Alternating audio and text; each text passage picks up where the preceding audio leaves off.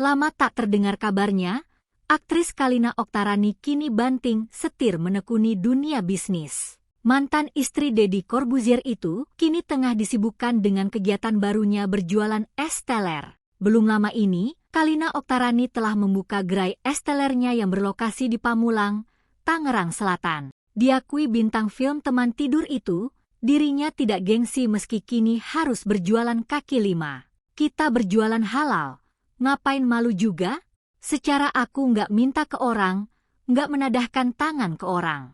Jadi nggak perlu ada kata malu, ada kata gengsi, selama kita berjualan menghasilkan sesuatu yang halal, imbuhnya. Diakui Kalina, sudah sejak lama dirinya ingin terjun ke dunia bisnis. Karena kendala satu dan lain hal, ia baru bisa mewujudkan mimpinya membuka bisnis di tahun ini. Terang-terangan, ia mengatakan modal bisnis itu diberikan oleh anak sematawayangnya dari pernikahan dengan Deddy, Aska Corbuzier. Sambil menahan tangis, Kalina mengatakan pada saat ini Aska memberinya uang 50 juta rupiah.